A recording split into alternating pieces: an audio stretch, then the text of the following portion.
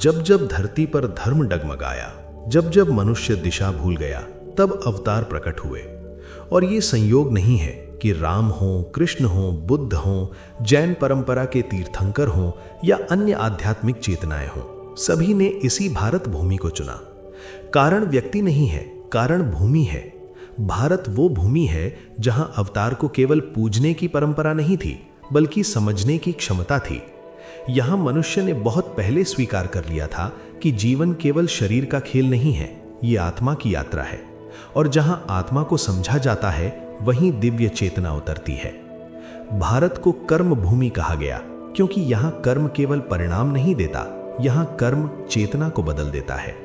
यहां जन्म, मृत्यु, पुनर्जन्म और मोक्ष जैसे विचार आम जीवन का हिस्सा थे, कल्पना नहीं।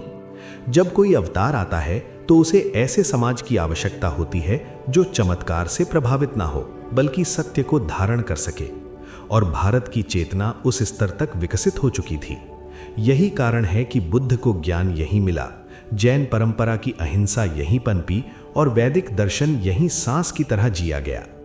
भारत वो भूमि रही जहां ईश्वर से प्रश्न करना अपराध नहीं था, जहां ऋषियों ने ब्रह्मांड को जानने के लिए जंगल चुने, जहां ध्यान, तप और योग को प्रयोग की तरह साधा गया।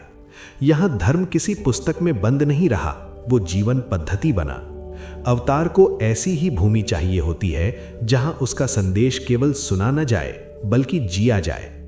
इसलिए सत्य ये नहीं है कि अवतार भारत में इसलिए आए क्योंकि वे भारतीय थे। सत्य ये है कि भारत वो भूमि थी जो अवतार को संभाल सकती थी। और यही कारण है कि आज भी जब पूरी दुनिया थक जाती है, जब मनुष्य भीतर से खाली हो जाता है, तब वो समाधान के लिए हथियार नहीं, सत्ता नहीं, बल्कि योग, ध्यान और आत्मबोध खोजता है और बिना नाम लिए उसी भूमि की ओर लौटता है। क्योंकि जहां चेतना परिपक्व होती है, वहीं अवतार का कारण जन्म लेता है और वही भूमि भारत है।